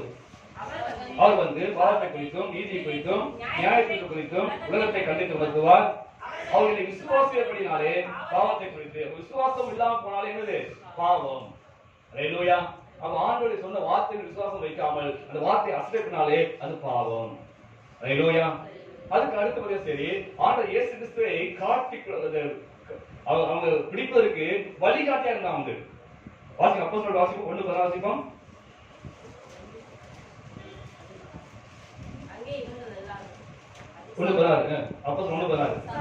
சகோதரர்களே, இயேசு பிடிப்பதற்கு வழிகாட்டினர் யூதாசை குறித்து. அல்லேலூயா. இயேசு பிடிப்பதற்காக வழிகாட்டான். அல்லேலூயா. ஒரு சில பாவங்கள் அவனை மட்டும் பிடிக்கும். இந்த பாவத்துக்கு தண்டனை அவனை மட்டும் வரும். ஒரு சில பாவம் 2 பேர் சேர்ந்து 2 பேருக்கும் வந்து பாதிப்பு உண்டாக்கும் வந்து. ஒரு சில பாவம் குடும்பத்தையே பாதிக்கும் வந்து. ஒரு சில பாவங்கள் வந்து சரி ஒட்டு உலகத்தையே பாதிக்கும். ஆனா இவன் செய்த பாவம் உலகத்துக்கே பாதிப்பு உண்டாக்கக்கூடியதாக காணப்படுது. அல்லேலூயா. இயேசுவை காட்டி கொடுப்பது, அதாவது அவள் பிடிப்பதற்கு வழிகாட்டியா இருந்தாங்க. ஏன் வழிகாட்டினா சொன்னா, ஆண்டவர் இயேசு கிறிஸ்து பகல பிடிக்க முடியாது. ஏன் பகல் பிடிக்கிறது? ஆண்டு சுத்தி எப்பொழுது நினைச்சுவாங்க ஜனக்கூட்டம் இருக்கும். அந்த நேரத்தில் இயேசு பிடிச்சான்னு சொன்னா அவங்க விசுவாசிக்கிறான். இயேசு விசுவாசிக்கூடிய கூட்டம். அவங்க மத்தியில இயேசு பிடிச்சா அவங்க என்ன பண்ணுவாங்க? கல்லெறிஞ்சே கொண்டுருவாங்க. அதனால பகல பிடிக்க முடியாது. அதனால ராத்திரி தான் பிடிக்க முடியும். ஒரு ராத்திரில இயேசு எங்க தங்கி இருக்கிறாரு, அவர் எங்க தனியா ஜெபம் பண்ண போவாரு, எப்ப தனியா இருப்பாரு என்பதெல்லாம் யாருக்கு சொன்னா அந்த இயேசு கிறிஸ்து கூட இந்த 12 சீடர்களுக்கு தெரியும். ஐயோ வழக்கமா ஜெபம் பண்ண போவாரு, எத்தனை மணிக்கு போவாரு, தனியா எப்ப இருப்பாரு என்பதெல்லாம் அவங்களுக்கு தெரியும். அப்ப அவங்கள ஒருத்தர் கண்டுபிடிச்சு கொண்டு வரணும் என்பதுதான் அந்த ஆசாரிய திட்டம். அல்லேலூயா. அதற்கு இவன் இணங்கி போயிட்டான். அல்லேலூயா. பகல பிடிக்க முடியாது, அதனால ராத்திரி தெரிய வராங்க. அல்லேலூயா. ஆக அன்னைக்கு ஆண்டவர் இயேசு கிறிஸ்து அந்த சிலுவை மரணத்துக்கு போறதுக்கு முன்பாக எவ்வளவு பாடுகள் வச்சாரு. காரி மூஞ்சி சுத்தினா ஒருத்தன், தலையில பொட்டினா ஒருத்தன், அவருடைய வங்கியெல்லாம் கழட்டி வந்து அது பங்கு கொடுத்துருந்தாங்க. இப்படி அவங்க அத்தனை பாடுகள் அந்த சகித்தார இயேசு. அதுக்கெல்லாம் ஒட்டுமொத்த காரணம் யாரு சொன்னா? யாரு? அல்லேலூயா. இந்த பாவம் கொள்ளாதது. அல்லேலூயா. ஆக அடுத்த ஒரு பாவம் செய்வதற்கு கஷ்டப்படக்கூடாது. அல்லேலூயா. ஏன் அந்த பாவம் நம்மளே பிடிக்கும். இந்த பாவம் நம்மளே என்ன செய்யும்? பிடிக்கும். அடுத்த பாவத்துக்கு மனசுக்காது உடன் போகவே துணை போகக்கூடாது, வழிகாட்டவும் கூடாது. பிள்ளையாம் வந்து ஒரு திருக்கசி தான். ஆனா என்ன பண்ணா பாவம் இஷ்டத்தெல்லாம் கெட்டு போறதுக்கு, வழிவிலை போறதுக்கு ஆசையோடு தான். அவங்க போய் ஜெயிக்க முடியாது. அவங்க போய் திருக்கசம் சொல்லியோ இல்ல அவங்க யுத்தம் பண்ணியோ அந்த இஷ்டத்தை ஜெயிக்க முடியாது ராஜா. அதனால நான் சொல்றத கேளுங்க. நீ என்ன செய்ய சொன்னா, இஸ்ரவேல் தங்கிக்காங்க இல்லையா, அந்த பகுதியில நீங்க உங்க மோவாப் தேசத்தை சேர்ந்த அழகான பெண்களை அனுப்புங்க. அப்படி அனுப்புனீங்க சொன்னா அதை பார்த்து அவங்க அவங்கள ஆசை வச்சு கூட வந்துருவாங்க. அவங்கள போய் கூப்பிடுங்க. எங்க ஊர்ல பண்டிகை நடக்குது, எங்க ஊர்ல விழா நடக்குது, வாங்க அவங்களை கூப்பிடுங்க. அவங்க இந்த பொம்பளைகளை பார்த்து பின்னாலே வந்துருவாங்க அப்படின்னு ஆலோசனை கொடுத்து யாரும் சொன்னாலும் சரியா தெரியாது. ஹல்லேலூயா. கர்த்தருடைய ஊழியக்காரன் தான். ஆனா காசுக்காக பணத்துக்கு ஆசைப்பட்டு அந்த இஸ்ரவேல் வழிவிலகி போறதுக்கு ஆலோசனை கொடுக்குறான். ஹல்லேலூயா. அது வெளிப்படுத்தல் சொல்லப்பட்டது. வெளிப்படுத்தல் பிலேயாமை போல என்று சொல்லப்பட்டது. அப்படிப்பட்ட பிலேயாம் பாவம் செய்யவில்லை, அவன் பாவம் செய்வதற்கு வழிகாட்டினான். இஸ்ரவேல் வழிவிலகி போவதற்கு அவன் உதவியா இருந்தான். அதான் இந்த பாவம். அதுபோல ஒருபோதும் அந்த பாவத்துக்கு நாம் உடன்படக்கூடாது, மற்ற வழிவிலகி போவதற்கு நாம் காரணப்படாது. ஹல்லேலூயா. எச்சரிக்கையா இருக்க வேண்டும். அந்த பாவத்தையும் இந்த யூதாஸ் செஞ்சான். அதாவது வழிகாட்டினான்னு சொல்லப்பட்டிருக்கு. அதே போல காட்டி கொடுத்தான், வழியும் காட்டினா, ரெண்டாவது 34 சார்ந்து காட்டியும் கொடுக்கிறான். மாய்மாலம் பண்றான். ஹல்லேலூயா. மாய்மாலம் வந்து பெரிய பாவம். அன்னைக்கு இருந்த யூதர்கள், பரிசேயர்கள், வேதபாரர்கள் எல்லாம் என்ன பண்ணாங்க? மாய்மாலம் பண்ணாங்க. ஹல்லேலூயா. வெளியே பரிசுத்தமான வேஷம், ஆனா உள்ளுக்கு என்னது? மாய்மாலம். ஆண்டு சொல்றாரு, வெள்ளடிக்கப்பட்ட கல்லறை. வெள்ளை பார்த்தா வெளியே வெள்ளை வெள்ளையா இருக்குது, பளிக்கலாம் இருக்குது கல்லறை. ஆனா உள்ளுக்கு தோண்டி பார்த்தா என்ன இருக்குது? புழு, நாற்றம். அது போலதான் அன்னைக்கு வாழ்ந்தாங்க. அதே போல யூதாஸ் மாறிட்டான். உள்ளுக்குள்ள வஞ்சம், இயேசு காட்டி கொடுக்கும் வஞ்சம். ஆனா வெளியில முத்தத்தினால காட்டி கொடுக்குறான். ஹல்லேலூயா. அது ஆனா இயேசு கடைசியில் நான் குற்றமில்லாத காட்டி கொடுத்துட்டேனே, அவனை ஒத்துக்கிட்டான், காட்டி கொடுத்துட்டேன் ஒத்துக்கிட்டான். ஹல்லேலூயா. ஏன் அப்படி சொல்றாங்கன்னா, அந்த காலத்துல வந்து இயேசுங்கிற பேர் 32 பேர் இருந்தாங்க. வேதப்படி சொல்றாங்க, இயேசுங்கிற பேர்ல 32 பேர் இருந்தாங்க. எல்லாம் ஒரே மாதிரி இருப்பாங்களாம். எல்லாம் ஒரு மாதிரி முடி வச்சு, ஒரு மாதிரி தாடி வச்சு, அது மாதிரி ஒரு தோட்டத்துல இருப்பாங்க. அப்ப அவரு நெருங்கி வாடவங்களுக்கு கூட தான் இயேசு கரெக்டா கண்டுபிடிக்க முடியும். அது நிமித்தமா தான் கூட இருந்த சீசன்ல 12 பேர்ல ஒருத்தர் தெரிந்து கொண்டாங்க அவங்க. ஹல்லேலூயா. அதற்கு யூதாஸ் உடன்பட்டான் வேதத்தில் வாசிக்க வந்து. ஹல்லேலூயா. ஆக இவன் காட்டி கொடுத்தான், மாய்மாலம் பண்ணினான் என்று அவன் மேல குற்றம் சுமத்தப்படுகிறது. ஹல்லேலூயா. ஆக இப்படிப்பட்ட பாவத்தை செய்தபடினாலே இவனுக்கு வந்து தேவ தண்டனை என்ன? தேவ தண்டனை சொல்லப்படுகிறது. முதலாவது அவன் பசுத்தமான சொல்லப்படுச்சு. இப்ப வந்து எப்படி இருக்கான்? அசுத்தமான மாறிட்டான். ஹல்லேலூயா. இயேசு கிறிஸ்து அவன் சபிக்கிறார். அவனுக்கு என்னது? ஐயோன்ட்டாரு. ஹல்லேலூயா. அவன் மனசு பூமியில பரவாமல் இருந்தால் நல்லா இருக்கும், என்னை காட்டி கொடுக்க ஐயோன்னு சொல்லிட்டாரு. அப்ப இயேசுவாலேயே அவன் சபிக்கப்பட்டவன் மாறி போயிட்டான். அது மட்டும் இல்ல, அப்போஸ்தலர் பட்டத்தை இழந்து போனான், அவருடைய ஊழியத்தை இழந்து போனான், அவருடைய மனைவி விதவியான 109 சங்கீதம் சொல்லப்படுகிறார். அவன் மனைவி விதவியானாள், அவருடைய பிள்ளை பிச்சைக்காரனாய் போச்சு. ஒருத்தருடைய 103 சங்கீதம் வாசிக்க முடியாது இல்லையா? பிச்சைக்காரனா போச்சு, சாப்பாட்டுக்கு அலையப்படியா போச்சு. அந்த சந்ததி 2ஆம் தலைமுறையில் வச்சது சுத்தமா இல்லாம போச்சு. ஹல்லேலூயா. அவ இத்தனை தண்டனையும் அவன் பெற்றுக்கொண்டான். அவன் சந்ததி பெற்றுக்கொண்டது காரணம் என்ன சொன்னா, இந்த யூதாஸால தான். அவன் மனைவி விதவியானால், அவன் பிள்ளைகள் பரதேசியா இருந்து சாப்பாடு இல்லாமல் இருந்து பிச்சைக்காரா மாறி போச்சு. அந்த சந்ததி அழிஞ்சு போச்சு என்று சொல்லப்பட்டது. ஆக இந்த நாட்களிலே நாம் உணராமல் இருக்கிறோம். பின்மாற்றத்துக்கு தண்டனை உண்டு. நாம் ஆரம்பிச்சது ஆண்டவர் தெரிந்து கொண்டிருக்கிறாரு, ஆண்டவர் ரட்சித்திருக்கிறாரு, ஆண்டவர் ஒரு ஊழியத்துக்கு பொறுப்பு கொண்டிருக்கிறாரு, விசுவாசியா இருக்கும், அவருக்கு பொறுப்பு இருக்குது. ஆக இப்படிப்பட்ட தெரிந்து கொள்ளப்பட்ட நாம ரொம்ப சாக்கிரதையா இருக்க வேண்டும். கடைசி காலம் இருக்கு அப்படின்னாலே ஆண்டு சொல்றாரு, தெரிந்து கொள்ளப்பட்ட கூட சொல்லப்பட்டது. அப்ப நாமும் நீங்களும் எவ்வளவு சாக்கிரதையா இந்த கிறிஸ்துவ வாழ்க்கை வாழ வேண்டும் என்பதை சிந்திச்சு பாருங்க. விளையாட்டு காரியம் கிடையாது. இது வந்து அரசியல் கட்சி இல்ல. நேற்று இந்து வாழ்ந்தேன், நான் கிறிஸ்தவம் மாறிட்டேன். இது அரசியல் கட்சி அல்ல. ஹல்லேலூயா. இது அரசியல் கட்சி கிடையாது. இது ஒரு மார்க்கம். இந்த மார்க்கத்துல பிரவேசிப்பது என்பது ரொம்ப ஒரு கஷ்டமான காரியம். இடுக்கமான வாசலை பிரவேசித்துக் கொண்டிருக்கிறோம். அப்ப இடுக்கமான வாசலை பிரவேசிக்கும் போது ரொம்ப சாக்க உலகத்துல வாழ்ந்து கொண்டிருக்கோம். நமக்கு எல்லா பொறுப்பு இருக்குது. குடும்பத்தை கவனிக்கணும், குடும்பத்துக்காக உழைக்கணும், படிக்கணும், எல்லாமே நமக்கு இருக்குது. ஆனால் நாம் பேணப்பட்டுக் கொண்டிருப்பது பரலோகத்தை நோக்கி என்று மறந்துவிட்டோம். ஹல்லேலூயா. இந்த பரலோகத்தை போகாதபடி பிசாசு பலவிதமான ரூபத்துல பலவிதமான மனிதர்களுக்கு மூலமாக கூட நமக்கு விரோதமாக வஞ்சகமான காரியத்தை சேகம் செய்வான். நாம ஞானமா ஜாக்கிரதையா இருக்க வேண்டும். ஆனா இன்னைக்கு என்னன்னா, நம்ம விசுவாசத்தை என்னன்னா, நம்ம செய்யற தப்புக்கு உடனே தண்டனை கிடைக்கிறது. நம்ம செய்யற தப்புக்கு உடனே தண்டனை கிடைக்கிறது. அதனால துணிகள் கொண்டு போயிட்டாங்க. வசனம் சொல்லுது, வாசிப்போம். பிரசங்கில 8 வாசிப்போம். 8:11. துர்க்கிரித்தக்க தண்டனை சீக்கிரமாய் நடாதபடினால் மனுபுத்திரனின் இருதயம் பொல்லாப்பு செய்ய அவர்கள் துணிகரம் கொண்டிருக்கிறது. ஹல்லேலூயா. செய்யற தப்புக்கு தண்டனை உடனே கிடைக்கிறது இல்ல. ஆண்டு கிருபிதான். இந்த கிருபின் காலம் இருக்கிறதுனாலே தண்டனை உடனே கிடைப்பது கிடையாது. அது காலம் கடந்து வரப்போகுது. அப்ப அதனால நமக்கு என்ன செய்யணும்? தைரியம் வந்துச்சு.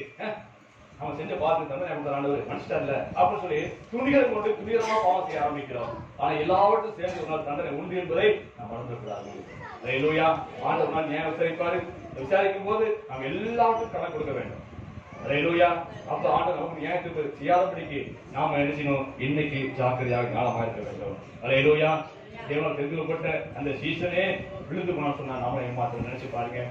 இயேசு கூட இருந்தவன், இயேசுடைய வார்த்தை கேட்டு வளர்ந்தவன், இயேசுடைய அதிகாரத்தை பெற்றவன், சுகமாக்கும் வரம் பெற்றவன், பிசாசு வரம் பெற்றவன், அப்படியே அதிசயம் அற்புதம் செய்தவன்.